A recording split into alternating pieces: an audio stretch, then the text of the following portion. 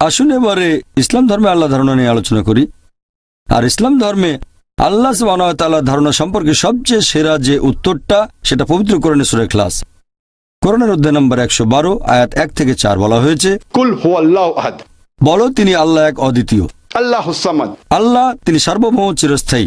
লাম ইয়ালিদ ওয়া লাম ইউলাদ, তিনি কাউকে জন্ম দেননি, কখনো জন্ম নেননি। ওয়া লাম ইয়াকুল লাহু কুফুয়ান আহাদ, তার সমতুল্য কিছুই নেই। এই হলো আল্লাহ সুবহানাহু ওয়া তাআলার 4 লাইনের সংজ্ঞা। যদি কেউ বলে যে অমুক জায়গায় অমুক লোক হচ্ছে ঈশ্বর, যদি কেউ এই 4টা পরীক্ষায় পাশ করে, আমরা মুসলিমরা আপত্তি ছাড়াই তাকে আল্লাহ বলে মেনে নিতে পারবো। 1 নম্বর হচ্ছে, বলো তিনি আল্লাহ এক অদ্বিতীয়। 2 নম্বর, তিনি হবেন সার্বভৌম চিরস্থায়ী। 3 নম্বর, তিনি কাউকে জন্ম দেননি, কখনো জন্ম নেননি। 4 নম্বর, সমগ্র বিশ্বজগতে তার সমতুল্য আর কেউ নেই।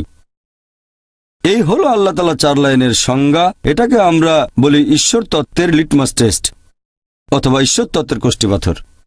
আর পবিত্র কোরআন বলছে সূরা আনাম অধ্যায় নম্বর 6 আয়াত নম্বর 108 যে আল্লাহকে ছেড়ে যাদেরকে তারা উপাসনা করে তাদের তোমরা ভুল করেও গালি দিও না, কেননা তারা সীমালঙ্ঘন করে অজ্ঞানতাবশত আল্লাহ সুবহানাহু ওয়া তাআলাকেও গালি দেবে। কোরআন মুসলিমদের নিষেধ করেছে খারাপ কথা বলবে না, গালি দেবে না, বদনাম করবে না।